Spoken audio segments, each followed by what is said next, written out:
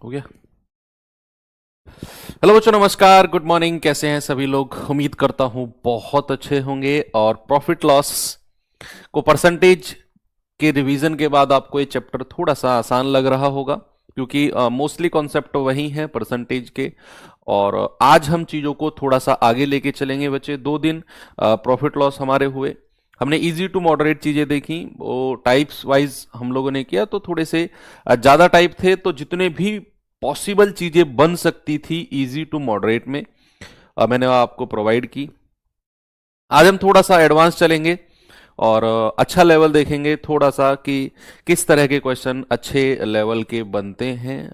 आपके exam oriented चीजें जो हैं, थोड़ा सा मैक्सिमम लेवल जितना भी जा सकता है आपके एग्जाम में, उन चीजों को अब हम कवर अप करेंगे। ऐसा नहीं है कि मैं आपको इजी इजी चीजें कराता जाऊं और चीजें एंड हो जाएं। तो वो मेरी एक प्राइम रिस्पॉन्सिबिलिटी है कि आपको मैं हर तरह की चीजें प्रोवाइड कराऊं, चाहे वो आसान हो, चाहे मॉडरेट हो, चाहे वो कैसा भी लेवल हो। ठीक है, तो करते हैं शुरू। एक होमवर्क दिया था कल मैंने आपको, ये था क्या? कह रहा एक दुकानदार कुछ वस्तुएं 2 रुपए में 3 वस्तुएं खरीदता है, अब दोबारा पहले से दोगुना 3 रुपए में 2 वस्तुएं खरीदता है, सभी वस्तुओं को 3 रुपए में 2 की दर से बेच देता है। बताओ प्रॉफिट या लॉस क्या होगा? कल हम लोगों ने जो क्वेश्चन किया था वो था कि उसने मान लो 2 वस्तु 3 रुपए के हिसाब से खरीदी और 3 वस्तु 2 रुपए के हिसाब से बेच दी। बताओ लाभ प्रतिशत क्या है? यानी कि एक ही कॉस्ट प्राइस दिया हुआ था और एक ही सेलिंग प्राइस दिया हुआ था। वहां हम क्या कर रहे थे? क्रॉस मल्टीप्लाई और अपना प्रॉफिट परसेंट या लॉस परसेंट बड़े आराम से निकाल रहे थे। लेकिन यहां पर है क्या बच्चा? आप ऐसे समझो, मैं प्रैक्टिकल समझाता हूं आपको कि मैं गया मार्केट में, अब मुझे लेने थे सेब। ठीक है, 5 किलो सेब लेने थे मुझे, या कितने भी लेने थे, मैं क्वांटिटी नहीं डिसाइड करता हूं, मुझे कुछ सेब लेने थे। मैं एक दुकान पे गया, मैंने पूछा भाई सेब का भाव क्या है? देखो जब भी हम कोई चीज खरीदते हैं हम उसका प्राइस पूछते हैं ना कि भाई क्या भाव चल रहा है सेब का। तो उसने मुझसे कहा कि भाई सेब का जो भाव है ना वो 200 रुपए किलो है। मैंने कहा ठीक है 2 किलो सेब दे दो। तो वहां से मैंने 2 किलो सेब ले लिए 200 रुपए के भाव से। अब मैं दूसरी दुकान पे गया, सेब की ही दुकान पे, मैंने वहां भी पूछा कि भाई यहाँ आपके यहाँ सेब का क्या भाव है? तो उसने कहा भाई मेरे यहाँ 150 रुपए किलो सेब है। मैंने कहा अच्छा सस्ते हैं इसके पास। मैंने कहा ठीक है तुम 5 किलो दे दो। 2 किलो वहां से खरीदे जिसने 200 रुपए किलो बोला था, और 5 किलो यहां से खरीद लिए जिसने 150 रुपए बोला था। तो यानी कि मैं खरीदारी कर रहा हूं 2 अलग अलग दुकानों से। फिर मैंने सब सेबों को मिलाया और घर आके उनको 170 रुपए के हिसाब से बेच दिया। यानी कि मैंने खरीदारी तो 2 अलग अलग दुकान से करी, लेकिन सबको मिलाकर मैंने 170 के भाव से बेच दिया। तो ये बेसिकली क्वेश्चन है कि वो 2 अलग अलग दुकान से खरीदारी कर रहा है। पहली दुकान पे गया तो उसने 3 वस्तुएं 2 रुपए के हिसाब से कुछ वस्तुएं खरीदी। भाई उसने भाव पूछा क्या भाव चल रहा है भाई इन वस्तुओं का? तो दुकानदार ने कहा भाई मैं 2 रुपए में आपको 3 वस्तु दे सकता हूं। उसने कुछ वस्तु खरीद ली। फिर वो दूसरी दुकान पे गया, उसने कहा भाई तुम्हारे यहां क्या भाव है? उसने कहा जी मैं 3 रुपए में 2 वस्तुएं दूंगा। दूसरी दुकान वाले ने, तो उसने दूसरी दुकान से डबल वस्तु खरीद ली। मान लो जितनी उसने यहां पे खरीदी होंगी ना उसका डबल दूसरी दुकान से खरीद ली, सबको घर पे ले आया और सबको लाने के बाद में 3 रुपए में 2 के हिसाब से उसने बेच दिया। यानी कि यहां भी बेसिकली उसने 2 अलग अलग दुकान से खरीदारी की है। कैसे इन सवालों को करेंगे? वही जो हमने कल किया था कि एक तरफ लिखेंगे वस्तु और एक तरफ लिखेंगे बच्चे मूल्य। तो खरीदारी जब करने गया हो, कॉस्ट प्राइस की जब मैं बात करता हूं, तो वस्तु कितनी है? आप कहेंगे सर 3 वस्तु हैं 2 रुपए में। तो यहां पर वस्तु कितनी है बच्चा? 3, और रुपया कितना है? 2। पहली दुकान से उसने इस हिसाब से खरीदा। दूसरी दुकान पे गया तो उसने कहा कि भैया दूसरी दुकान वाले ने मैं 3 रुपए में 2 वस्तु दूंगा। मैं 3 रुपए में 2 वस्तु, यानी कि दूसरी दुकान वाला पैसा लेता है 3 और वस्तु देता है 2। लेकिन उसने इन दोनों दुकानों के बीच में एक रिलेशन बना दिया। इन दोनों दुकानों के बीच में क्या बना दिया, एक रिलेशन बना दिया कि भाई यहां पर जो पहले वस्तु मिली है ना, उसका डबल वस्तु, पहले से दोगुना वस्तु इस भाव से खरीद रहा है। पहले से दोगुना यानी कि जितनी वस्तु उसने यहां खरीदी होंगी उसका डबल यहां खरीद रहा है। तो हमें इन वस्तुओं को क्या करना है, सबसे पहले बराबर करो, सबसे पहले वस्तुओं की संख्या बराबर करो। तो कल ही मैंने आपको सिखाया कि इस 2 की गुणा ऊपर कर दो तो इस 3 की गुणा नीचे कर दो। क्या मैंने यही सिखाया आपको कि वस्तु की संख्या बराबर अगर करनी है तो 2 की गुणा ऊपर 3 की नीचे, तो ये 2 यहां भी हो जाएगा और ये वाला 3 यहां भी हो जाएगा। क्या आपके वस्तुओं की संख्या बराबर हो चुकी है, यस और नो? सबसे पहले आपने क्या किया, दोनों दुकानों से, अभी मैं खरीदारी की बात कर रहा हूं, मैं बेचने वाले की बात ही नहीं कर रहा हूं। अभी 2 अलग अलग दुकानों से उसने खरीदा है, दोनों दुकानों की वस्तुओं की संख्या को मैंने बराबर किया, लेकिन सवाल कहता है कि जो दूसरी वाली दुकान से उसने खरीदा है ना, वो पहले से दोगुना है। क्या है बच्चा, पहले से दोगुना। तो पहले से दोगुना के लिए दूसरे वाले को डबल कर दो, क्योंकि सबसे पहले आपने क्या किया, बराबर किया, 3 दूनी 6, 2 तिया 6। अब अगर दूसरे वाले को डबल करना है तो दूसरे वाले को 2 से गुणा कर दो, पहले वाले से डबल हो जाएगा वो, तो यहां भी 2 से गुणा करनी पड़ेगी। समझ में आई बात? मैं फिर से समझाता हूं। 2 अलग अलग दुकानों पे गया, पहली दुकान पे 3 वस्तु 2 रुपए के हिसाब से, 3 वस्तु 2 रुपए के हिसाब से। दूसरी दुकान में 2 वस्तु 3 रुपए के हिसाब से, 2 वस्तु 3 रुपए के हिसाब से। मैंने सबसे पहले कहा कि भैया दोनों वस्तुओं की संख्या बराबर करो, तो इस 2 की मल्टीप्लाई ऊपर कर दी, 3 की मल्टीप्लाई नीचे कर दी, पहले बराबर किया हमने। फिर कह रहा है कि दूसरी दुकान से उसने पहले से डबल खरीदा है, पहले से डबल। तो पहले वाले में कितना है, 3 दूनी 6, दूसरे में भी 6, तो इसको 2 से गुणा कर दो तो ये पहले का डबल हो जाएगा, ये 6 रहेगा और ये 12 हो जाएगा। तो पहले से डबल हो गया ना। तो भैया कितना हुआ, यहां पर 6 वस्तु 4 रुपए में, यहां पर 3 दूनी 6 दूनी 12 वस्तु और 3 तिया 9 दूनी 18 रुपए में। देख लो, पहले से डबल हो गया ना, यहां 6 यहां 12। अब दोनों को जोड़ दो, कितना आ गया, 12 और 6 18 वस्तु और 18 और 4 22 रुपए में। भाई 12 और 6 18 वस्तु, 18 और 4 22 रुपए में। ये तो खरीदारी की बात हुई है। बेचते टाइम उसने क्या बोला, बेचते टाइम उसने कहा कि भैया 2 वस्तु 3 रुपए के हिसाब से बेच देता है, यानी कि वस्तु है 2 बेचते समय और रुपया है 3। क्या यहां प्रॉफिट परसेंट नहीं निकाल सकते क्रॉस मल्टीप्लाई करके? अब तो वही सवाल आ गया जो कल का आसान सा सवाल था कि क्रॉस मल्टीप्लाई आपने की। मैंने कल ही आपको बताया, इसकी मल्टीप्लाई इसमें कर दो, 22 दूनी 44, और 18 की मल्टीप्लाई इसमें कर दो, 18 तिया 54। यानी कि 44 रुपए की चीज 54 में बेची है, 10 रुपए का फायदा। और अगर प्रॉफिट परसेंट में देखना है तो 10 बटे और नीचे क्रय मूल्य यानी कि 44 और मल्टीप्लाई बाई 100। 2 से जाएगा 5 बार, 2 से जाएगा 22 बार। 5 की 100 में गुणा करेंगे तो 500 बटे 22% आपका सही जवाब होगा। 22 दूनी 44, 22 दूनी 44 6, 22 दूनी 44, 16 बटे 22। आप 2 से भी काट सकते हो 8 बार, 2 से काट सकते हो 11 बार। तो 22 सही 8 बटे 11%, यानी कि ऑप्शन नंबर ए मेरा बिल्कुल सही जवाब हो जाएगा। और ये एक अच्छा क्वेश्चन है, इसका सॉल्यूशन 2 बार मैं आपको बता चुका हूं।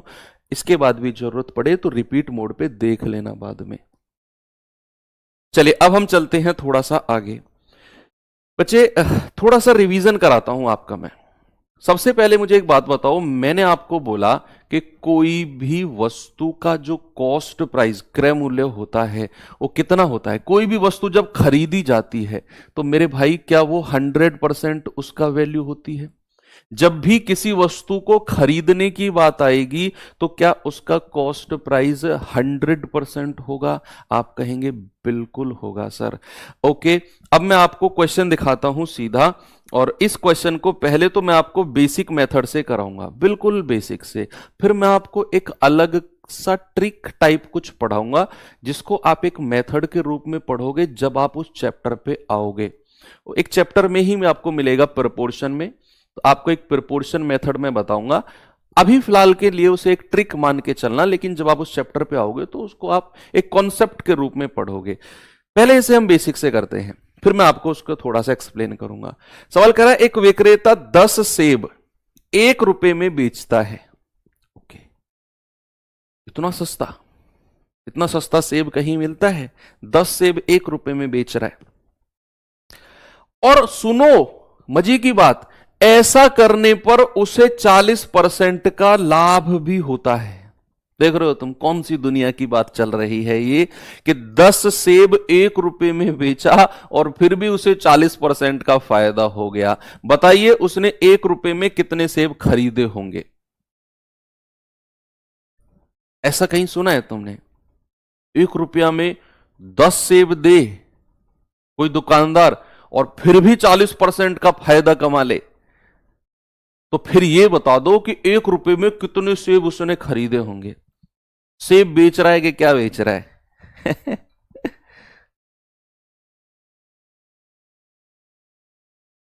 चलिए बताएंगे जरा बच्चा, क्या जवाब होगा?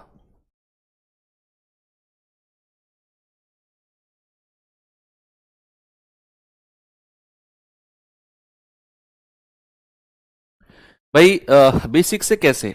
अच्छा मुझे एक बात बताओ, 10 सेब का विक्रय मूल्य, 10 सेब का 10 सेब का विक्रय मूल्य कितना है? 10 सेब का विक्रय मूल्य है 1 रुपया, सेलिंग प्राइस। और ऐसा 1 रुपए में बेचने पर उसे 40% का लाभ होता है। बच्चे अगर किसी वस्तु को बेचने में 40% का प्रॉफिट हुआ तो उसे बेचा कितने परसेंट में गया होगा?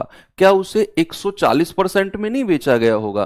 भाई साहब आप बताइए मुझे, ब्लू जर्सी आप जो पहने हुए हैं, नीले कलर की जर्सी, सही कह रहा हूं कि नहीं? गर्दन तो हिलाओ भाई, कि अगर मैं किसी वस्तु पर 40% का फायदा कमाता हूं तो क्या उसे 140% में नहीं बेच रहा हूं मैं? बिल्कुल बेच रहा हूं। तो क्या यहां पर मैं कह सकता हूं 140% की वैल्यू 1 रुपया है? क्योंकि 1 रुपए में ही तो बेच रहा है वो 10 सेब को और 40% का लाभ कमा रहा है। तो यहां से मुझे 100% की वैल्यू बता दो, क्योंकि मैं पता करना चाह रहा हूं कि वो 10 सेब को खरीद के कितने रुपए में लाया होगा। अगर उसने 1 रुपए में बेचा है और 40% का लाभ कमाया तो 140% की वैल्यू 1 रुपया, तो 1% की वैल्यू 1/40, 140, तो 100% की वैल्यू आप कहेंगे सर 100/140। 0 से 0 गया, यानी कि 10/14 रुपए में खरीद के लाया है। ये क्या है? ये कॉस्ट प्राइस है 10 सेब का, क्योंकि 100% का मतलब क्या होता है? कॉस्ट प्राइस होता है। तो अगर उसने 10 सेब को 1 रुपए में बेचा तो 10 सेब को उसने इतने रुपए में खरीदा होगा। क्या इस बात को मैं ऐसे भी लिख सकता हूं कि 10/14 रुपए में उसने 10 सेब खरीदे हैं? 10/14 रुपए में 10 सेब खरीदे हैं उसने, तो कह रहा है 1 रुपए में कितने खरीदे होंगे। तो यहां से आप कर लो भाई, 1 रुपए में कितने खरीदे होंगे? 10 गुणा ये 14 ऊपर चला जाएगा और ये वाला 10 नीचे आ जाएगा, तो 10 से 10 गया, आप कहेंगे सर 14 सेब। तो 1 रुपए में कितने सेब खरीद के लाया होगा? 14 सेब खरीद के लाया होगा। ऑप्शन नंबर ए हमारा बिल्कुल करेक्ट है। अब ये तो हो गया इसका बेसिक मेथड, क्या आपने बिल्कुल बेसिक से किया कि 1 रुपए में बेचा, एक 40% का प्रॉफिट, 140 में बेचा होगा तो 100% आ गया इतना। 100% मतलब खरीदने वाला मूल्य, मतलब 10/14 रुपए में 10 सेब खरीदे हैं, तो 1 रुपए में उसने ये 10/14 उधर जाकर पलट जाएगा, 14/10 हो जाएगा, तो 1 रुपए में उसने 14 सेब खरीदे होंगे। लेकिन अगर मैं कहूं कि ये सब करने की जरूरत नहीं है, आप एक छोटा सा कॉन्सेप्ट सीखो और मेरे भाई आप एक ही लाइन में इस तरह के क्वेश्चंस को कर रहे होंगे। आप भरोसा करो ये सवाल बनता है एग्जाम में, एसएससी जीडी में स्पेशली बनता है ये सवाल। तो कॉन्सेप्ट क्या है बच्चा? कॉन्सेप्ट है एक प्रोपोर्शन मेथड। प्रोपोर्शन मेथड, हालांकि ये आप रेशियो एंड प्रोपोर्शन में पढ़ेंगे बहुत डिटेल में, क्वेश्चंस इसके ऊपर बहुत सारे करेंगे, लेकिन अभी आप एक ट्रिक के रूप में आप इसे याद करो। प्रोपोर्शन मेथड क्या कहता है कि मान लो दो संख्याओं का अनुपात या रेशियो मैं ले लेता हूं ए बी। दो संख्याओं का रेशियो मैंने क्या ले लिया, ए बी। ये चार बिंदु होती हैं समानुपात का साइन, प्रोपोर्शन का साइन, इसको कहते हैं समानुपात का साइन, चार बिंदु एक साथ। और फिर दूसरा रेशियो ले लो सी और डी। तो अगर ए बी मैंने एक रेशियो लिया, सी डी मैंने दूसरा रेशियो लिया, बीच में चार बिंदु लगा दिया, तो ये होता है कि ये दोनों के दोनों अनुपात क्या है, बराबर है। उतना डिटेल में आपने नहीं जाना है, फिलहाल आप एक ट्रिक के रूप में मैंने कहा ना याद रखेंगे इसे। तो भैया पहले और लास्ट की मल्टीप्लाई जो होती है वो दूसरे और तीसरे के बराबर होती है। क्यों, इसको आप ऐसे डिटेल में पढ़ लो कि a बटा बी आप इसे लिख सकते हो, समानुपात के साइन का मतलब बराबर होता है, और इसको c बटा डी क्रॉस मल्टीप्लाई करोगे तो आप कहोगे सर ए डी बराबर बी सी, यानी कि a की d में गुणा करो, b की c में गुणा करो, बराबर मिलेगा। तो यहां से आप डायरेक्ट याद रखो कि पहले की लास्ट में गुणा करने पर बराबर दूसरे की तीसरे में गुणा करने पर। ठीक है भैया, कोई समस्या किसी को नहीं है। इतना ही आपने ध्यान रखना है इसमें, केवल इतना ही कि आपने पहले दो संख्याओं का रेशियो लेना है समानुपात, फिर दो संख्याओं का रेशियो, पहले और लास्ट की मल्टीप्लाई बराबर दूसरे की और तीसरे की मल्टीप्लाई। अब मैं चलता हूं आगे थोड़ा सा क्वेश्चन की तरफ। इसी क्वेश्चन को मैं आपको फिर से समझाता हूं। चलिए, मैं ये सब रफ कर रहा हूं आपको, और प्रोपोर्शन मेथड से हम इसे करने की कोशिश करेंगे। आप भरोसा करो, आपको बहुत अच्छा लगने वाला है ये सवाल। वैसे ध्यान क्या रखना है, ऊपर रखना है मूल्य प्राइस, और नीचे रखना है आर्टिकल यानी कि वस्तु। इस तरह के क्वेश्चन में एक ही बात याद रखनी है कि ऊपर रखना है मूल्य और नीचे रखनी है वस्तु। पेन को साइड में रख के सामने देखो भाई साहब, पेन हरदम हाथ में रहना जरूरी नहीं होता है। ये व्हाइट तो नहीं पहना होगा किसी ने भी, ब्लैक जर्सी। ओके, तो ऊपर रखना है मूल्य, नीचे रखना है वस्तु। अब सवाल को फिर से पढ़ो। सवाल कहता है एक विक्रेता 10 सेब 1 रुपए में बेचता है। तो आपने जब इतनी सी लाइन पढ़ी तो 10 सेब 1 रुपए में, इसमें मूल्य क्या है, इसमें मूल्य क्या है, इसमें मूल्य है 1 रुपया। बच्चे कल की वर्कशीट नहीं डली थी, आज डल जाएगी। दरअसल जो टीम है उनके कुछ लोगों का कल एग्जाम था, तो इसकी वजह से थोड़ा सा काम में डिस्टरबेंस आई है, वो मिल जाएगी। चलो सामने देखो, मैंने बोला 10 सेब 1 रुपए में बेचता है। रुपया क्या है, 1 रुपया, ऊपर रखो। सेब कितने हैं, वस्तु कितनी है, 10, नीचे रख दो। अनुपात, जो मैंने आपको ये सिखाया, ये वाला अनुपात। अनुपात के बाद क्या करना है कि उसे अगर 40% का लाभ हुआ है, किसी वस्तु पर अगर 40% का लाभ होता है तो उसे बेचा कितने में जाएगा, उसे बेचा कितने में जाएगा। आप कहेंगे सर 40% का लाभ है ना, तो मेरे भाई क्या उसे 140 में बेचा जाएगा। परसेंट का साइन नहीं लगाओगे चलेगा। समानुपात, फिर से इसी चीज पे आ जाएंगे। समानुपात के बाद फिर मूल्य और वस्तु, इसी चीज को, ऐसी ही चीज को दोबारा रिपीट करना है। आगे सवाल पढ़ो, कह रहा है 1 रुपए में कितने सेब खरीदे होंगे। तो मूल्य कितना है, मूल्य है 1 रुपया। कह रहा है कितने सेब खरीदे होंगे, यानी कि वस्तु की संख्या पूछ रहा है। हमें नहीं पता कितने सेब खरीदे होंगे, मैंने मान लिया उसने ए सेब खरीदे होंगे। ए क्या है, नंबर ऑफ एप्पल, जितने उसने खरीदे हैं। फिर अनुपात, और अगर चीज खरीदने की बात हो रही है तो कोई भी चीज अगर खरीदी जाती है तो कितने परसेंट की बात होती है बच्चे। कोई भी चीज अगर खरीदी जाती है तो मुझे बता दो जरा कितने परसेंट की बात होती है, 100% की।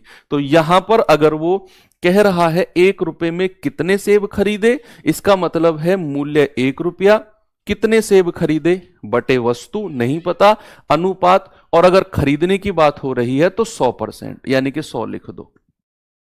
मैं कह रहा हूं एक ही लाइन में सवाल खत्म है। मैं फिर से रिपीट करता हूं, सामने देखना। क्या करना है बच्चा, ऊपर रखना है मूल्य, नीचे रखनी है वस्तु। ऊपर मूल्य, नीचे वस्तु। तो कह रहा है 10 सेब 1 रुपए में बेचता है, तो मूल्य कितना है, 1 रुपया। वस्तु कितनी है, 10 सेब, नीचे रख दो अनुपात। 40% का लाभ कमाया तो 140% में बेचा होगा, यहां लिख दो समानुपात। कह रहा 1 रुपए में कितने सेब खरीदे, रुपया कितना है, मूल्य कितना है 1 रुपया, वस्तु कितनी है वही तो पता करना है, ए मान लो, अनुपात। अगर खरीदने की बात कर रहा है तो 100% लिख दो, और सवाल में मात्र औपचारिकताएं हैं, पहले की लास्ट में गुणा, दूसरे की तीसरे में गुणा, 1/10 गुणा 100 बराबर 140 गुणा 1/a। तो एक जीरो से एक जीरो गया, ठीक है, ये जीरो से ये जीरो गया, एक ही नीचे वाले एक ही क्रॉस में मल्टीप्लाई कर देंगे, इधर केवल 14 बचेगा, और यही आपका जवाब होगा, ऑप्शन नंबर ए। हर सवाल को इसी तरीके से करना है, मैं कह रहा हूं आप प्यार करने लगोगे इस मेथड से। अगला सवाल मैं देता हूं, कोशिश करना आप इसका जवाब मुझे बता पाओ। नहीं, इसको करिए आप, हाँ इसको करिए, उसको बाद में करेंगे, पहले इस क्वेश्चन को करिए। समय दे दूं आपको, समय दिया 30 सेकंड का, और आपका समय शुरू होता है अब, जल्दी से बताइए।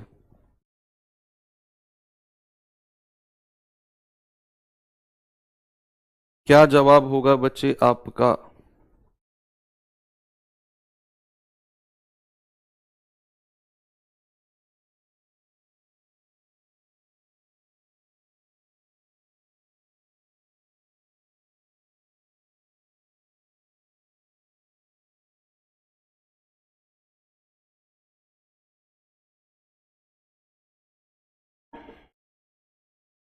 Time up. जिसका भी सही जवाब आया वेरी गुड। चलिए, कह रहा राहुल 100 रुपए में 20 संतरे बेचकर 20% का लाभ कमाता है। 100 रुपए में 20 संतरे बेचकर 20% का लाभ कमाता है, तो बताइए 100 रुपए में कितने संतरे उसने खरीदे होंगे। तो बच्चे क्या करेंगे, ऊपर रखना है मूल्य, नीचे वस्तु। मूल्य कितना है 100 रुपया, बटे वस्तु कितनी है 20 संतरे, अनुपात। सवाल कहता है ऐसा करने पर उसे 20% का प्रॉफिट हुआ। अगर 20% का प्रॉफिट हुआ है तो क्या 120% में बेचा होगा, 120 लिख दो, अनुपात। फिर इसी चीज को रिपीट करेंगे, कह रहे बताओ उसने 100 रुपए में कितने संतरे खरीदे होंगे। हमें वस्तु नहीं पता, मूल्य पता है, कितना 100 रुपया में, मूल्य लिख दो ऊपर, कितने संतरे खरीदे होंगे नहीं पता, ए मान लो, अनुपात। और अगर बात खरीदने की हो रही है तो बच्चे 100%, क्या 100% यहां लिख दो, पहले की लास्ट में मल्टीप्लाई, दूसरे की तीसरे में। तो 100/20 गुणा 100 बराबर 120 गुणा 100/a। तो आप कहेंगे सर 20 पंजे 100, ये वाले 100 से ये वाला 100 काट दो, क्रॉस मल्टीप्लाई करोगे तो 5a बराबर 120। तो यहां से a कितना आ जाएगा 120/5, यानी कि आपका जवाब होगा 24। क्या जवाब होगा भाई, आपका जवाब होगा 24, बिल्कुल करेक्ट है। क्या मैं आगे बढ़ सकता हूं, एक और सवाल दूं आपको। चलिए एक क्वेश्चन और करते हैं, जल्दी से इसका जवाब बताओ। सही जवाब क्या होगा, कह रहा है 1 रुपए में 4 टॉफी बेचने पर एक दुकानदार को 4% की हानि होती है, तो 1 रुपए में 3 टॉफी बेचता है तो कितने परसेंट का लाभ होगा। सेम क्वेश्चन है, ऊपर वस्तु नीचे मूल्य, ऊपर मूल्य सॉरी उल्टा बोल दिया, ऊपर मूल्य नीचे वस्तु। ऊपर मूल्य 1 रुपए में 4 टॉफी बेची है तो मूल्य कितना है 1 रुपया, कितनी टॉफी, संख्या कितनी है, वस्तु कितनी है 4, अनुपात। ऐसा करने पर उसे 4% की हानि हुई है। बच्चे हानि 4% की है तो बेचा कितने परसेंट में गया होगा, क्या उसे 96% में बेचा गया होगा। 4% के लॉस का मतलब है क्या उसे 96% में बेचा गया होगा कि नहीं। अगेन वही चीज कह रहा है 1 रुपए में 3 टॉफी बेचता है, यानी कि मूल्य कितना है 1 रुपया, वस्तु कितनी है 3 टॉफी, तो ऊपर मूल्य नीचे वस्तु, अनुपात। कह रहा है कितने परसेंट का लाभ होगा, हमें नहीं पता, मैं ये मान के चलता हूं कि कुछ परसेंट का लाभ हुआ होगा, उसका जो सेलिंग प्राइस होगा वो मान लो ए। ए की जो वैल्यू आएगी अगर वो 100% से ज्यादा की आई या 100 से ज्यादा की आई तो प्रॉफिट, और ए की वैल्यू अगर 100 से कम की आई तो नुकसान है। ये समझ के चलना है, क्योंकि यहां पर हमने जो 96 लिया, परसेंट का साइन मत लिखो, केवल 96 लिखो। यहां पर जो हमने 96 लिया है, ये 96 क्या है, उसका सेलिंग प्राइस, कि भैया 4% का नुकसान है तो 96% में बेचेगा, यानी कि 100% से कम। तो यहां भी जो वैल्यू आएगी या तो 100% से ज्यादा आएगी या कम आएगी। जितनी ज्यादा आएगी उतना प्रॉफिट, जितनी कम आएगी उतना नुकसान। तो पहले की लास्ट में गुणा, दूसरे की तीसरे में गुणा। तो 1/4 मल्टीप्लाई बाई ए बराबर 96 मल्टीप्लाई बाई 1/3। तो 3 से जाएगा 32 बार, 4 की गुणा उधर ले जाओ तो ए बराबर कितना आ गया, 4 दूनी 8, 4 तिया 12। ए बराबर आ गया 128। अब जो ये 128 आया है बच्चे, ये 100% से ज्यादा है ना भाई, 100 से ज्यादा है ना ये वैल्यू, तो इसका मतलब है 100 से अगर ज्यादा है तो प्रॉफिट हुआ होगा। कितना ज्यादा है 100 से, सर 28 ज्यादा है, मतलब 28% का प्रॉफिट है। ऑप्शन नंबर ए, 28% का प्रॉफिट। 100 से कम आता, मान लो यही वैल्यू आती 85 ए की वैल्यू, तो हम कहते 15% का नुकसान हो गया। मान लो अगर ए की वैल्यू 100 ही आती तो हम कहते no profit no loss. Okay, चलिए आगे बढ़ते हैं। इस सवाल पे आइए, जल्दी से मुझे जवाब बताइए क्या होगा, फिर मैं टाइप चेंज करता हूं और बेस्ट बढ़िया टाइप पे चलता हूं फिर मैं।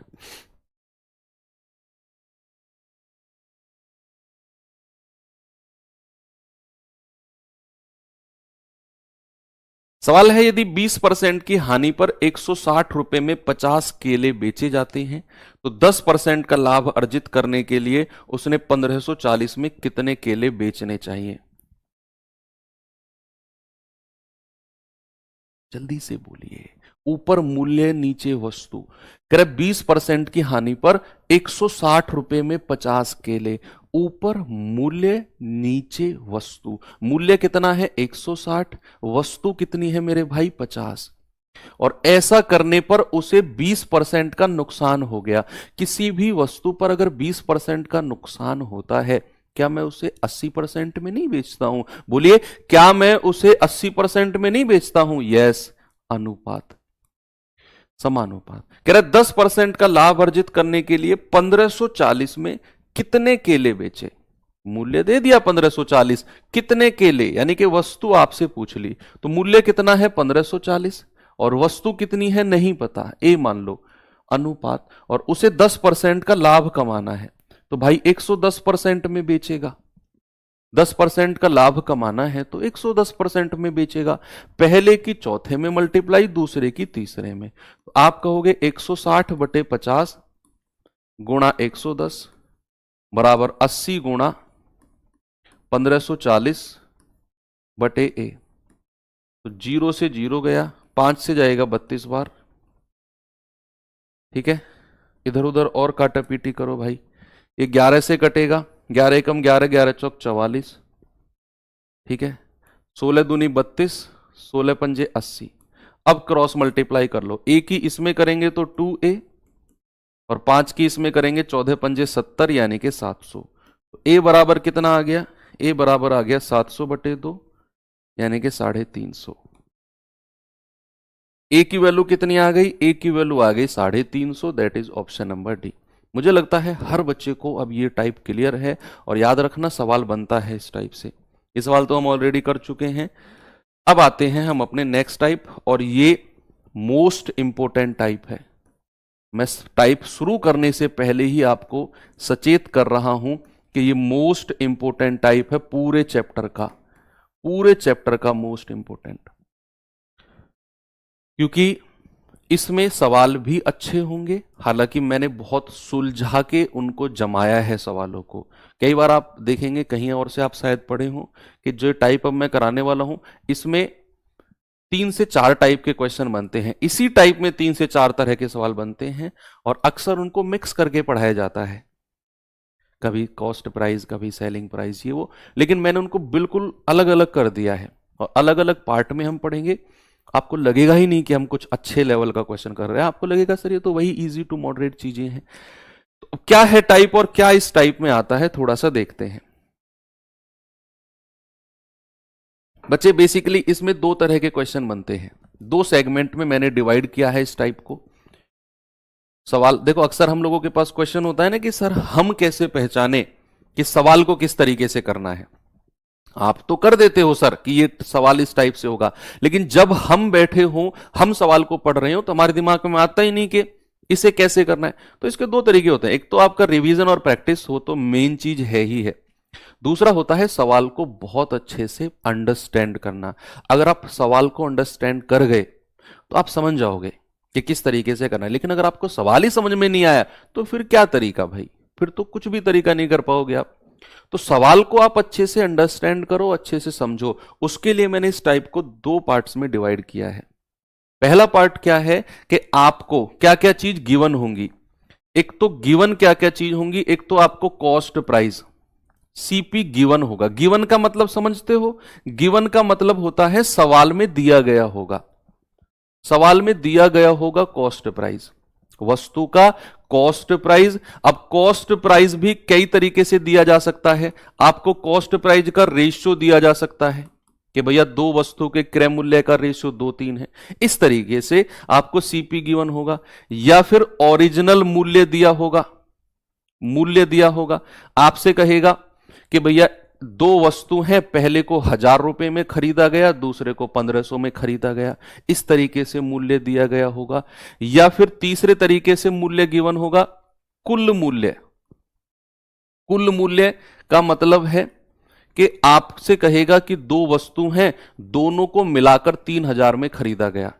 यानी कि सबसे पहले मैंने आपसे क्या बोला कि भैया आपको सीपी गिवन होगा। सीपी गिवन का मतलब है कि क्रय मूल्य दिया गया होगा। अब वो क्रय मूल्य भी तीन तरीके से दे सकता है, या तो आपको उनका रेशियो दे देगा, या फिर अलग अलग मूल्य दे देगा कि अलग अलग इतने इतने में खरीदा गया, या फिर टोटल दे देगा कि टोटल इतने में खरीदा गया, लेकिन ये गिवन जरूर होगा। दूसरा, आपको सेलिंग प्राइस का, पूरे सवाल में सेलिंग प्राइस का कोई जिक्र नहीं होगा। ये मैं जो पॉइंट्स लिखवा रहा हूं ना, ये अगर 1 बाय 1 अपने रिवीजन में लेके आओगे ना, आप समझ जाओगे कि सवाल में क्या क्या कंडीशन बनेंगी। सेलिंग प्राइस का कोई जिक्र नहीं, सेलिंग प्राइस का कोई जिक्र नहीं होगा। पूरे सवाल में सेलिंग प्राइस आपको नहीं देगा,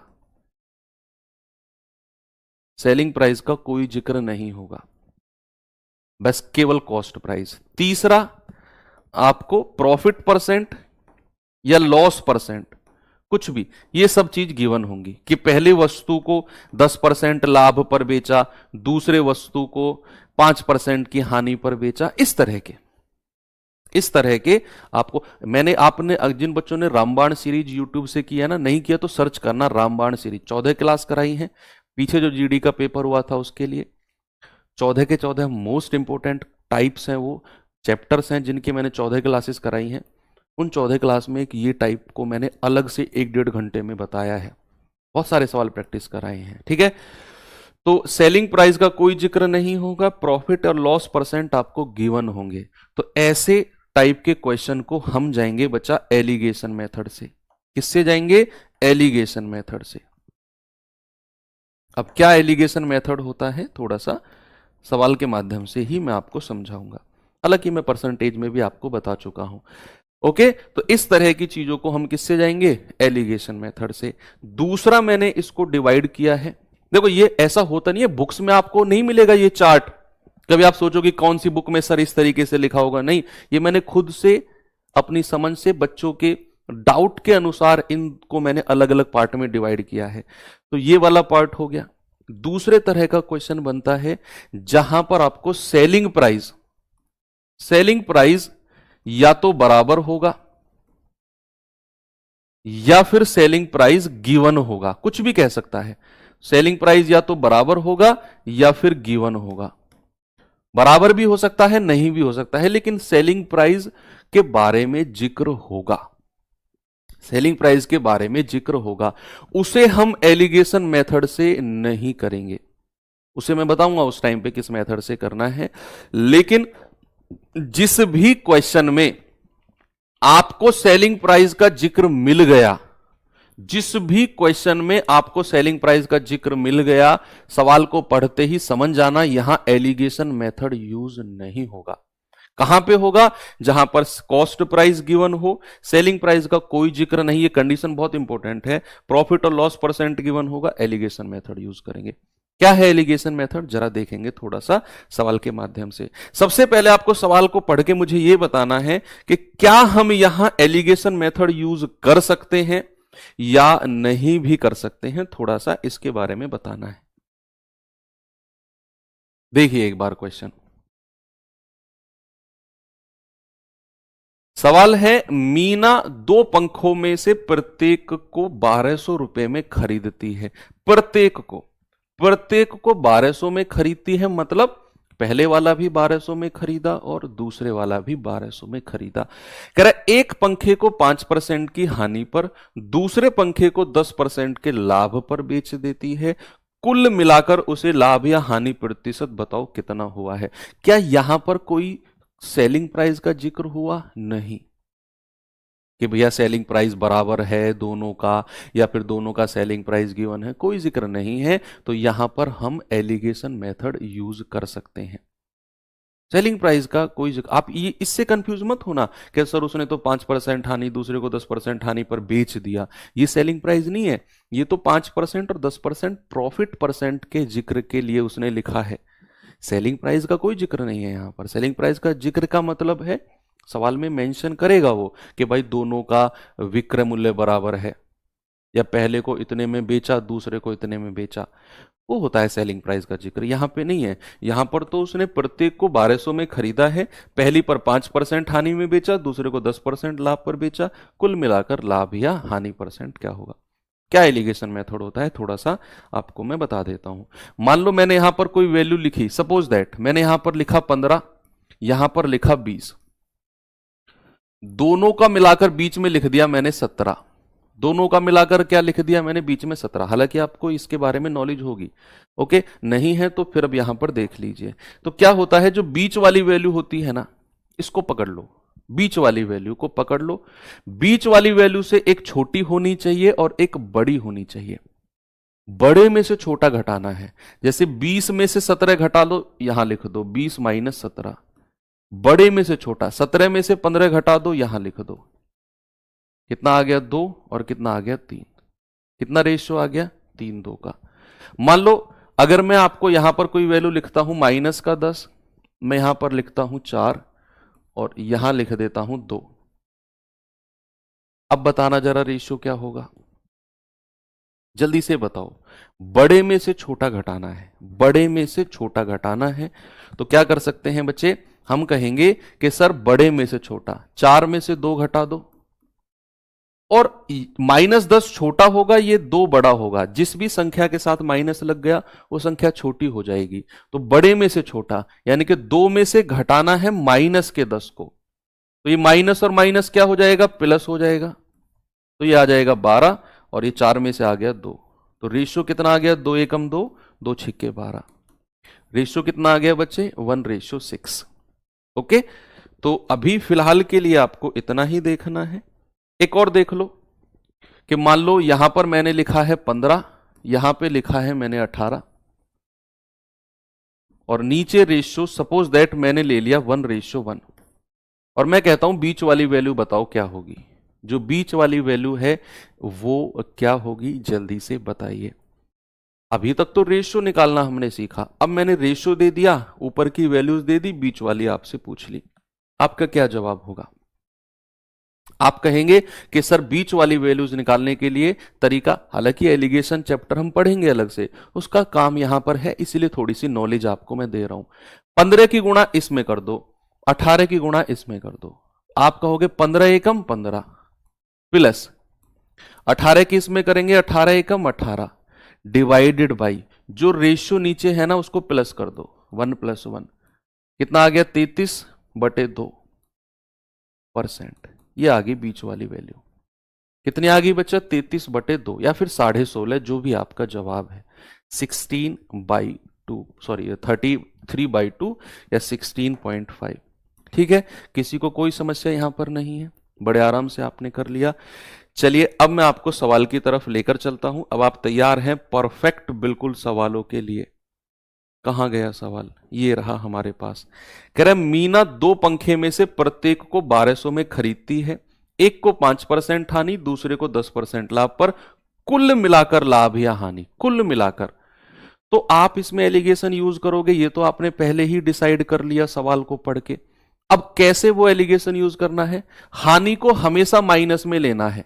तो 5% की हानि, इसका मतलब है बचा माइनस का 5%, और दूसरे वाले को 10% का लाभ, लाभ यानी कि प्लस का 10%, प्लस का 10%। और उसने पूछा है कुल मिलाकर, कुल मिलाकर लाभ या हानि। तो हमेशा जो कुल मिलाकर लाभ या हानि होता है वो बीच वाली वैल्यू होती है। और नीचे का रेशियो हमेशा क्रय मूल्य का लेना है, कॉस्ट प्राइस का। तो कह रहा है प्रत्येक को 1200 में खरीदा है, तो पहले वाले का क्रय मूल्य 1200, दूसरे वाले का क्रय मूल्य 1200। अगर मैं इनका अनुपात लूंगा तो 1200 से 1200 कट जाएगा, 1-1 आ जाएगा। नीचे हमेशा रेशियो कॉस्ट प्राइस क्रय मूल्य का आएगा। इसीलिए मैंने जब बोला था कि अगर क्रय मूल्य गिवन है तभी हम एलिगेशन यूज करेंगे। यही रीजन था कि जब भी आप एलिगेशन मेथड प्रॉफिट या लॉस पर लगाते हो तो नीचे रेशियो क्रय मूल्य कॉस्ट प्राइस का आता है। तो अगर किसी क्वेश्चन में सेलिंग प्राइस दिया हुआ है वहां एलिगेशन नहीं लगेगा, क्योंकि नीचे रेशियो कॉस्ट प्राइस का होगा। अब जल्दी से मुझे बीच वाली वैल्यू बता दो भाई। इसकी मल्टीप्लाई इसमें करो माइनस का 5, इसकी इसमें करो प्लस का 10, और डिवाइडेड बाई 1 और 1 2। तो 10 में से 5 गया, प्लस का 5 आएगा, और बटा 2, आपका जवाब आ गया 2.5। और अगर ये 2.5 प्लस का है, देखो 10 में से 5 गया, प्लस का 5 आएगा, डिवाइड बाई 2 यानी कि प्लस का 2.5। और अगर ये प्लस की वैल्यू आई है मतलब हम कहेंगे प्रॉफिट। लॉस नहीं होगा। लॉस कब होता? जब ये वैल्यू माइनस की होती। जब ये वैल्यू माइनस की होती तब हम लॉस बोलते। अभी हम कहेंगे कि सर प्रॉफिट होगा 2.5% का। आगे बढ़े, वेरी गुड। चलिए अब मैं आपको देता हूं सवाल नंबर 2।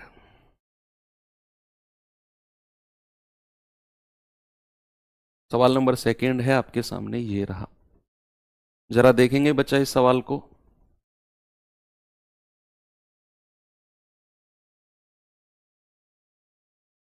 सवाल है मोना ने, सबसे पहले ये डिसाइड करना है कि क्या एलिगेशन लगेगा कि नहीं। हर सवाल में आप डिसाइड करो, क्योंकि जैसे आप डिसाइड करोगे आपको सवाल पढ़ना और सवाल समझना आ जाएगा। रटोगे तो नहीं आएगा। कह रहा मोना ने आभूषणों से 2 सेट प्रत्येक 4000 के खरीदे। प्रत्येक 4000 के खरीदे, पहला सेट भी 4000, दूसरा सेट भी 4000। कह रहा है उसने आभूषणों के इन सेटों में से एक को 8% लाभ पर, दूसरे को 6% की हानि पर बेचा। पूरे लेन देन में होने वाला कुल लाभ या हानि बताओ। और इस क्वेश्चन में रुपए में बात करी है। कोई बात नहीं, पिछले क्वेश्चन में आपने टोटल परसेंट में निकाला था ना, आप परसेंट में निकालो और बैठ जाओ। रुपए में कैसे निकलेगा मैं बताऊंगा आपको। भाई आप समझ गए एलिगेशन लगेगा, क्योंकि यहां पर सेलिंग प्राइस का कोई जिक्र नहीं है, जस्ट कॉस्ट प्राइस का जिक्र है। तो बड़े आराम से आप यहां पर लगा सकते हो। तो पहले वाले को उसने 8% लाभ, तो प्लस का 8%, दूसरे वाले को 6% की हानि, तो माइनस का 6%, और बीच में ओवरऑल पूरे सौदे में जो प्रॉफिट या लॉस हुआ वो बीच में लिखा जाता है। और नीचे रेशियो कॉस्ट प्राइस यानी कि क्रय मूल्य का आएगा। तो कह रहा है प्रत्येक को 4000 में खरीदा, पहले वाला भी 4000 में, दूसरे वाला भी 4000 में। तो अगर मैं अनुपात लूंगा तो रेशियो कितना आएगा बच्चा? 1-1 का। ये वाली वैल्यू निकालने के लिए 8 एकम 8 प्लस का, 6 एकम 6 माइनस का, और डिवाइड बाई 1 + 1 दैट इज 2। आप कहेंगे 8 में से 6 गया, 2/2 दैट इज 1%। यानी कि बच्चे ओवरऑल उसे 1% का प्रॉफिट है या लॉस? प्रॉफिट या लॉस? प्रॉफिट। क्यों? क्योंकि यहां से ओवरऑल वैल्यू प्लस में आई है, तो ओवरऑल उसे प्रॉफिट होगा। तो लॉस वाले ऑप्शन तो दोनों हटा ही दो। लॉस तो उसे किसी भी कीमत पर होगा ही नहीं, प्रॉफिट होगा। और कितना होगा? 1%। और यहां पर हम ओवरऑल की बात कर रहे हैं। ओवरऑल का मतलब है 2 सेट उसने खरीदे, एक सेट कितने का? 4000 का। तो दोनों सेट का क्रय मूल्य कितना हो जाएगा? आप कहेंगे सर एक सेट अगर 4,000 का है, 2 सेट उसने खरीदे हैं, तो टोटल उसका क्रय मूल्य कितना हो गया? 8,000। भाई 2 सेट खरीदे हैं, प्रत्येक को 4,000 में, तो दोनों सेट को मिलाकर उसने 8,000 में खरीदा होगा। 4,000 प्लस 4,000, तो ओवरऑल उसे 8,000 पर 1% का प्रॉफिट हुआ है ओवरऑल। तो आप क्या करो, 8,000 का 1% निकाल दो। 8,000 का क्या करो मेरे भाई, 1% निकाल दो। आप कहोगे सर 80 रुपए का प्रॉफिट है ओवरऑल।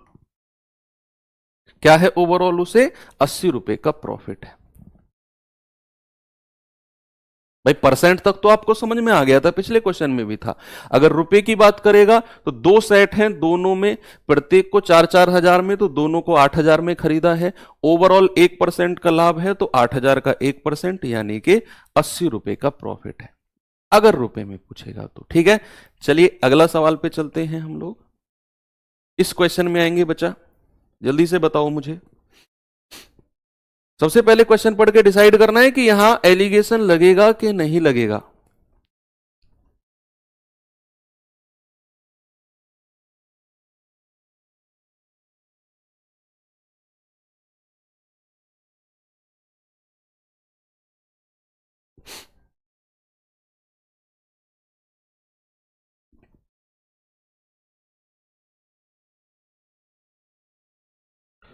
कह रहे राम 3500 में 2 घड़ी खरीदता है। ओके, एक घड़ी को 25% लाभ, दूसरी घड़ी को 10% हानि पर बेचकर पूरे सौदे में ना तो लाभ कमाता है और ना ही हानि उठाता है। यानी कि ओवरऑल उसे ना तो प्रॉफिट होता है और ना ही लॉस होता है। सवाल कहता है बताइए प्रत्येक घड़ी का कॉस्ट प्राइस। बच्चे यहां 3500 में उसने अलग अलग घड़ी नहीं खरीदी, 3500 में टोटल घड़ी खरीदी है। अब पढ़ो सवाल को कि राम ने 3500 में 2 घड़ी, अगर वो अलग अलग की बात करता ना तो प्रत्येक वर्ड, ईच वर्ड यूज करता। उसने बोला 3500 में ही 2 घड़ी खरीदी है। तो मैंने आपको जब शुरू में समझाया था, यहां देखो सामने एक बार बच्चा, जब मैंने आपको यहां क्लियर किया था कि आपको कॉस्ट प्राइस गिवन होगा और 3 तरीके से गिवन होगा, या तो प्रत्येक रेशियो गिवन होगा, या अलग अलग मूल्य गिवन होगा, या टोटल मूल्य गिवन होगा। तो इस क्वेश्चन में आपको टोटल मूल्य गिवन है, कुल गिवन है, तो यहां पर भी एलिगेशन हम लगाएंगे। अब नो प्रॉफिट नो लॉस की कंडीशन को हमेशा याद रखना, इंग्लिश में इसको बोलते हैं no profit no loss. No profit no loss में हमेशा 0% होता है। भाई 0%, 0% का मतलब है कि ना तो प्रॉफिट हुआ ना लॉस हुआ। 0 से कम जाओगे माइनस में जाना पड़ेगा, मतलब लॉस। 0 से ऊपर जाओगे प्लस में जाना पड़ेगा, मतलब प्रॉफिट। और अगर आप 0 पे बैठ गए मतलब यार नो प्रॉफिट नो लॉस। तो किसी भी क्वेश्चन में अगर ऐसा लिखा आ जाए कि ना तो लाभ हुआ है और ना हानि, समझ जाना 0% लेना है। ठीक है, तो एलिगेशन लगेगा, ये तो आपको समझ में आ गया, क्योंकि सेलिंग प्राइस का कोई जिक्र नहीं है। एक घड़ी को 25% लाभ यहां लिख दो, दूसरी घड़ी को 10% हानि, -10 लिख दो। और ओवरऑल क्या बोला उसने? ओवरऑल यानी कि पूरे सौदे में ना लाभ ना हानि, मींस 0%। अब रेशियो बना लो, नीचे रेशियो क्रय मूल्य कॉस्ट प्राइस का बनेगा। तो बड़े में से छोटा, 25 में से 0 गया 25, और अगर 10 के साथ माइनस लग गया तो ये छोटा हो जाएगा और 0 बड़ा रहेगा। तो बड़े में से छोटा घटाना है, 0 माइनस माइनस का 10, यानी कि माइनस माइनस प्लस हो जाएगा, प्लस का 10 और रेशियो 25। तो 5 दूनी 10, 5 पूरे 25। ये जो रेशियो आया है ये कॉस्ट प्राइस का आया है। तो स्क्रीन ठीक कर दो। यानी कि पहली वाली घड़ी का क्रय मूल्य अगर 2 यूनिट है तो दूसरी वाली का 5 है। ठीक है, और टोटल मिलाकर कितना है? 3500। तो मैं कहूंगा 5 और 2 7 यूनिट की वैल्यू 3500। 1 यूनिट की वैल्यू कितनी आएगी? 7 पंजे 3500, 500। तो भाई साहब 2 यूनिट की वैल्यू कितनी आएगी? 2 गुना 500 यानी कि 1000 रुपया। और दूसरी वाली की कितनी आएगी? 5 गुना 500 यानी कि 2500 रुपया। तो पहली घड़ी उसने 1000 में खरीदी, दूसरी 2500 में खरीदी। ऑप्शन नंबर ए मेरा सही है। एक सवाल और दे रहा हूं, उम्मीद करता हूं आप लोग उसे खुद से बहुत स्पीड से करेंगे।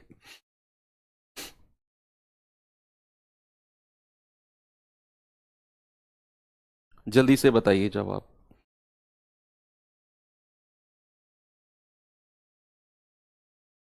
सभी लोग बताइए। कह रहा एक आदमी ने 10,000 में एक बैल और एक गाड़ी खरीदी टोटल। उसने बैल को 30% लाभ पर और गाड़ी को 20% हानि पर बेच दिया। इस प्रकार कुल मिलाकर 2% का लाभ हुआ। बैल का क्रय मूल्य। सबसे पहले डिसाइड करना है कि क्या एलिगेशन लगेगा। आप कहेंगे सर वो तो सीख गए हम, एलिगेशन लगेगा क्योंकि सेलिंग प्राइस का कोई जिक्र नहीं है। आपको लग रहा होगा चीजें आसान है, आपको आसान लग रही है क्योंकि मैंने इन चीजों पे काम करके अलग अलग डिस्ट्रीब्यूट किया है। ये अच्छे लेवल के क्वेश्चंस में आते हैं, प्रॉफिट एंड लॉस के, विश्वास करो। और ये सवाल एग्जाम में अगर आपके में आया ना तो बहुत सारे बच्चे इसको गलत करके आएंगे, गलत नहीं सही भी करके आएंगे ना, तो उनका टाइम बहुत लगेगा।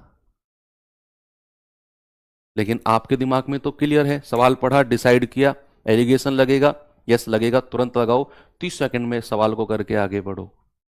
ओके, तो यहां पर एलिगेशन लगेगा क्योंकि सेलिंग प्राइस का कोई जिक्र नहीं है और उसने 10,000 में दोनों को खरीदा है, बैल और गाड़ी दोनों को, टोटल 10,000 में। अब कह रहा है बैल को उसने 30% लाभ पर बेच दिया और गाड़ी को उसने 20% की हानि, हानि यानी कि माइनस का, और ओवरऑल उसे क्या हुआ, पूरे सौदे में 2% का लाभ हुआ है। तो 2% का लाभ यानी कि बीच में लिख दो, नीचे रेशियो बना दो जल्दी से सीपी का। मुझे क्या होगा जल्दी से बताएंगे, कैसे करेंगे। आप कहेंगे सर बड़े में से छोटा, 30 में से 2 घटा दो, और यहां बड़े में से छोटा 2 में से घटाना है माइनस का 20।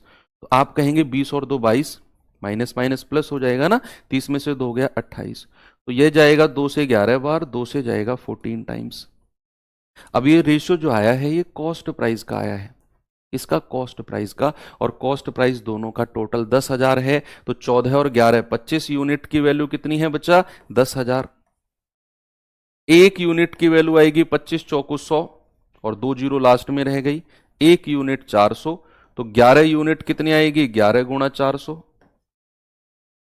यानी कि 4400, और 14 यूनिट की वैल्यू आएगी 14 गुणा 400 यानी कि 5600। क्या पूछा उसने, उसने कहा बैल का क्रय मूल्य। पहला वाला बैल ही है ना जिसको 30% लाभ पर बेचा है, और दूसरे वाला गाड़ी है। तो बैल का क्रय मूल्य क्या होगा, इधर वाला। गाड़ी का क्रय मूल्य क्या होगा, इधर वाला। तो बैल को उसने 4400 रुपए में खरीदा था। ऑप्शन नंबर ए बिल्कुल सही है। आ गया ना सभी का। एक सवाल और देता हूं, उसे बताओ, फिर मैं वो सवाल भी कराऊंगा जिसमें सेलिंग प्राइस गिवन होता है, ठीक है।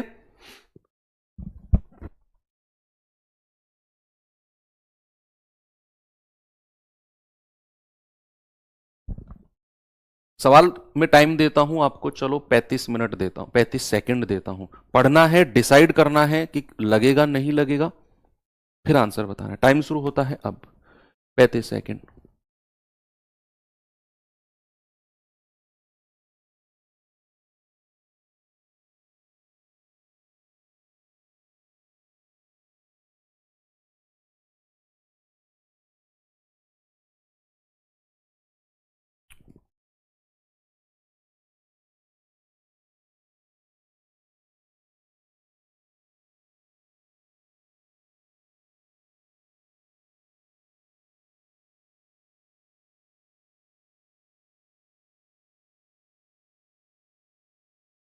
Time up. 1624, सबसे पहले वाले बच्चे का जवाब आया 1624। चलिए देखते हैं। टाइम अप, मेरे टाइम अप कहने तक अगर आपने सवाल किया, बहुत अच्छे, नहीं किया तो अपने आप को अभी और तैयार करने की जरूरत है, हो जाएगा, कोई टेंशन नहीं है। कह रहा एक विक्रेता ने 2 वस्तुएं 3654 में खरीदी टोटल। कह रहा यदि एक वस्तु को 20% लाभ पर बेचता है, दूसरे को 25% हानि पर बेचता है, पूरे सौदे में ना तो लाभ होता है ना हानि। सस्ती वाले का क्रय मूल्य, कहीं भी सेलिंग प्राइस का जिक्र नहीं है, कॉस्ट प्राइस, क्रय मूल्य गिवन है, एलिगेशन यूज करेंगे। कैसे करेंगे देखना भाई। पहली वाली को 20% लाभ यहां लिख दो, दूसरे वाले को 25% की हानि, हानि मतलब माइनस का, और कह रहा है पूरे सौदे में ना प्रॉफिट ना लॉस यानी कि 0%। और नीचे रेशियो जो आएगा वो किसका आएगा, कॉस्ट प्राइस। बड़े में से छोटा, 20 में से 0 गया 20, 0 में से 25 को घटाना है, 0 माइनस माइनस का 25, तो माइनस माइनस प्लस हो जाएगा और ये 20 रहेगा। तो 5 चौको 20, 5 पूरे 25।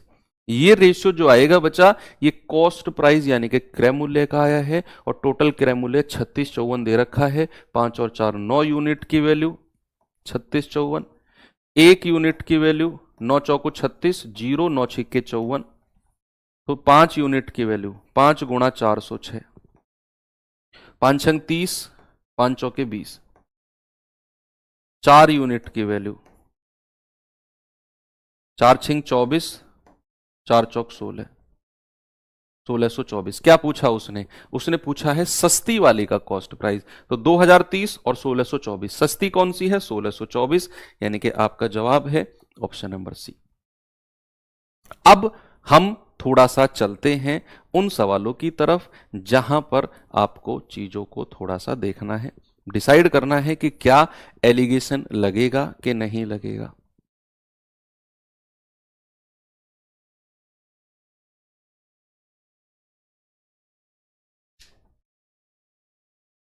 बताइए, डिसाइड करना है कि एलिगेशन यूज होगा कि नहीं होगा। एक क्लास और होगी प्रॉफिट लॉस की, अभी कल की क्लास और होगी, उसमें 2-3 टाइप बचे हुए हैं छोटे छोटे। मेजर टाइप यही है, मेजर टाइप आपका यही है। वैसे देखो बहुत बढ़िया, आपने डिसाइड कर लिया कि नहीं लगेगा। कह रहा एक वस्तु ने 396 प्रति घड़ी की दर से 2 घड़ी बेची है। पहली घड़ी 10% लाभ होता है, दूसरी घड़ी पर 10% की हानि होती है। पूरे लेन देन में उसका लाभ या हानि प्रतिशत क्या होगा? अब जैसे आपने डिसाइड किया कि सर ये तो सेलिंग प्राइस दिया हुआ है, विक्रय मूल्य दिया हुआ है, कॉस्ट प्राइस है ही नहीं, और जैसे ही सेलिंग प्राइस सवाल में आ गया, यहां भूलकर भी एलिगेशन मेथड यूज नहीं करना है, सवाल गलत हो जाएगा। क्योंकि जब हम एलिगेशन मेथड यूज करते हैं, नीचे कॉस्ट प्राइस का रेशियो होता है। अब पहली सवाल में बोल दिया कि 396 प्रति घड़ी के हिसाब से 2 घड़ी बेची। अब 396 प्रति घड़ी का मतलब क्या हुआ कि 2 घड़ी बेची हैं, पहली वाली भी 396 में, दूसरे वाली भी 396 में, दोनों को 396 396 अलग अलग बेचा है। दोनों का सेलिंग प्राइस बराबर हुआ कि नहीं? लिखने की जरूरत नहीं, ऐसे गर्दन हिला लिया करो, मुझे दिख जाते हो तुम सारे के सारे। नहाया नहीं है कोई सा भी, मुझे पता है, कोई टेंशन नहीं है। सर्दियों में चलता है 2-4 दिन, है ना। कौन सा तुम्हारे पास कोई बैठा है भाई, स्मेल आएगी, खुद को ही तो आएगी, एक टाइम पे स्मेल आनी भी बंद हो जाएगी। ओके, तो क्या मैं बोल सकता हूं कि सेलिंग प्राइस बराबर होगा? क्योंकि प्रति घड़ी को उसने 396 में 2 घड़ी बेची है, तो सेलिंग प्राइस बराबर है। अब इस तरह के क्वेश्चन की एक ट्रिक सुनना जो मैं बताने वाला हूं आपको, बहुत अच्छा कॉन्सेप्ट है, बहुत अच्छी ट्रिक है कि किसी क्वेश्चन में अगर सेलिंग प्राइस बराबर हो, सेलिंग प्राइस क्या हो? सेलिंग प्राइस बराबर हो बच्चे, इक्वल हो। दूसरा, एक वस्तु को A% प्रॉफिट, A% के लाभ पर बेचा जाता है, और दूसरी वस्तु को पहली वाली को तो A% प्रॉफिट और दूसरी वाली को उतने ही परसेंट लॉस। जितना परसेंट प्रॉफिट पहली वाली पर हो रहा है, उतना ही परसेंट लॉस दूसरे वाली पर हो रहा है। यह कंडीशन अगर किसी क्वेश्चन में गिवन है कि भाई 2 वस्तुओं की बात कर रहा है, दोनों का सेलिंग प्राइस, दोनों का विक्रय मूल्य बराबर है, एक वस्तु को A% लाभ, दूसरी वाली को उतने ही परसेंट हानि। याद रखना, ऐसे केस में ओवरऑल उसे नुकसान यानी कि लॉस होगा, यानी कि हानि होगी, और कितनी होगी बच्चे? A² बटे 100% की, A² बटे 100% का नुकसान होगा। बस कंडीशन ये गिवन होनी चाहिए, ये कंडीशन हमारी गिवन होनी चाहिए कि भाई साहब सेलिंग प्राइस बराबर होना चाहिए। आप कहेंगे सर अगर बराबर नहीं हुआ, तो सवाल है जिनमें सेलिंग प्राइस बराबर नहीं है, वो सवाल भी है। एक वस्तु A% लाभ, दूसरी वाली उतने ही परसेंट हानि। आप कहेंगे सर अलग अलग हुआ, वो सवाल भी है। घबराओ मत, आपके दिमाग में जो भी खुराफाती सवाल आ रहे हैं, हर सवाल का सवाल मेरे पास है। बस ये कंडीशन है कि सेलिंग प्राइस बराबर, पहली वाली को A% लाभ, दूसरे वाले को A% हानि, ओवरऑल हानि होगी आपकी A² बटे 100% की। ए स्क्वायर बटे 100% की ओवरऑल। अब क्या इस क्वेश्चन में सेम कंडीशन गिवन है कि 396 प्रति घड़ी की दर से 2 घड़ी बेची, यानी कि पहली वाली को भी 396 में बेचा, दूसरे वाले को भी, क्या सेलिंग प्राइस बराबर हो गया? पहली कंडीशन हमारी फॉलो हो गई, पहली कंडीशन फॉलो हो गई, सेलिंग प्राइस बराबर है। कह रहे पहली वाली को 10% लाभ, एक वस्तु पर जितना लाभ है दूसरी वाली पर उतना ही परसेंट हानि, जितना पहली वाली पर प्रॉफिट है उतना ही दूसरे वाले पर नुकसान हो गया। तो हमारी तीनों कंडीशन फॉलो हो गई। हम कहेंगे ओवरऑल क्या होगा, हमेशा और हमेशा नुकसान होगा। प्रॉफिट वाले दोनों ऑप्शन हटा दो, ये भी हटा दो, 3 ऑप्शन हट गए, चौथा अपने आप सही हो जाएगा। मत करो सॉल्व, 3 ऑप्शन हट गए, चौथा अपने आप सही हो जाएगा, लेकिन फिर भी हम इसे सॉल्व करेंगे। अगर कहेगा ए स्क्वायर बटे 100, भाई ए की वैल्यू 10 हो जाएगी, दोनों जगह बराबर है, तो आपका जवाब आएगा 10 का स्क्वायर बटे 100, यानी कि 100 बटे 100। और आप कहोगे सर 1%, 1% का लॉस होगा। कितना होगा बच्चा? 1% का लॉस होगा। अब इस क्वेश्चन को आपको थोड़ा सा और आगे बढ़ा के भी पूछ सकता है, थोड़ा सा आगे बढ़ा के भी इस सवाल को बच्चे पूछ सकता है। मैं बताता हूं किस तरीके से। यहां तो उसने परसेंट में बोल दिया, अब वो कहेगा रुपए में कितने का नुकसान हुआ, रुपए में कितने का नुकसान हुआ। ये तो ठीक है, ये तो आपको समझ में आ गया। अगर इसी क्वेश्चन में कहेगा बताओ रुपए में कितने का नुकसान हुआ, प्रतिशत में नहीं रुपए में ज्ञात करो, तो आपका जवाब क्या होगा? तो आपका जवाब क्या होगा? बच्चे मुझे एक बात बताओ, अगर उसने एक घड़ी को 396 में बेचा, तो अगर मैं टोटल सेलिंग प्राइस या कुल विक्रय मूल्य आपसे पूछूं, तो आप कहोगे एक घड़ी को 396 में बेचा है, दोनों घड़ी को कितने में बेचा है? 2 छिक्के 12, 2 नाम 18 और 1 19, 2 तिया 6 और 1 7, 792 में बेचा है दोनों घड़ी को, टोटल मिलाकर 792 में बेचा है। और दूसरा टोटल उसको लॉस कितना हुआ है? 1% का। बच्चे अगर 1% का किसी वस्तु पर नुकसान होता है तो उसे बेचा कितने परसेंट में जाता है? अगर 1% का नुकसान हुआ, कुछ बच्चे 792 का 1% निकाल रहे हैं, कूट दूंगा पकड़ के। लॉस या प्रॉफिट कॉस्ट प्राइस पर निकलता है, 792 का 1% कैसे निकाल सकते हो आप? ये तो विक्रय मूल्य है, क्रय मूल्य का निकलता है ये परसेंट जो भी होता है, ठीक है। तो अगर किसी वस्तु पर 1% का नुकसान है तो उसे 99% में बेचा गया है। कितने में बेचा गया? 99। तो ये जो 792 दिया हुआ है ना, ये 99% की वैल्यू है। आपको यहां से 1% की वैल्यू निकालनी है, 792 बटे 99। तो 11 नाम 99, 11 सत्ते 77, 11 दूनी 22, 9 अठे 72। तो 1% की वैल्यू आ गई 8 रुपए, और हमें वही चाहिए था भाई। नुकसान 1% का ही हुआ है ना, और 1% की वैल्यू ही चाहिए थी 8 रुपए। उसे जो नुकसान हुआ है ओवरऑल वो 8 रुपए का हुआ है। कॉस्ट प्राइस निकालने की जरूरत नहीं है, नुकसान पूछा मैंने कि बताओ लाभ या हानि रुपए में, तो मैंने कहा ओवरऑल 1%, यहां तक सभी लोग आ गए। मैंने कहा अगर किसी वस्तु पर 1% का नुकसान है तो उसे 99% में बेचा गया ओवरऑल, और ओवरऑल विक्रय मूल्य कितना हो गया? एक घड़ी 396, दोनों घड़ी 792। तो 99% की वैल्यू 792, 1% की वैल्यू 8 रुपए, और वही 1% की वैल्यू हमें चाहिए थी रुपए में, तो 8 रुपए हमारा हो जाएगा। ठीक है, चलिए क्लास को यहीं पर एंड करते हैं। एक क्वेश्चन मैं आपको होमवर्क दे के जाता हूं, उसकी शुरुआत हम यहीं से करेंगे। इसमें ये दिमाग मत लगाना क्योंकि यहां परसेंटेज अलग अलग है। यहां पर क्या है बच्चा? यहां पर परसेंटेज अलग अलग है, तो ये मैं डाल देता हूं आपका HW। कल की शुरुआत हम यहीं से करेंगे बच्चे, और कल इस प्रॉफिट लॉस चैप्टर को हम खत्म कर देंगे। कहीं भी आपको किसी भी क्वेश्चन में गड़बड़ मतलब समझ में कम आया हो, गड़बड़ तो नहीं है आज की क्लास में, तो उसे दोबारा देखना, क्योंकि आज की क्लास शुरू करने से पहले ही मैंने बोला मोस्ट इंपॉर्टेंट टाइप है, मोस्ट इंपॉर्टेंट है, तो थोड़ा सा हो सकता है कि आपको परेशान करेगा। नहीं करेगा तो बहुत अच्छी बात है। कल हम यहां से आगे बढ़ेंगे, प्रॉफिट लॉस को खत्म करेंगे। परसों डिस्काउंट, और उससे अगले दिन डिस्काउंट प्लस डिसऑनेस्ट शॉपकीपर, यानी कि परसों से अगले दिन हमारा प्रॉफिट लॉस डिस्काउंट एक बड़ा चैप्टर एंड हो जाएगा। तसल्ली वाली सांस हम लोग लेंगे, बहुत बड़ा टॉपिक 2 खत्म करेंगे। ठीक है, तो thank you, have a nice day, जय हिंद।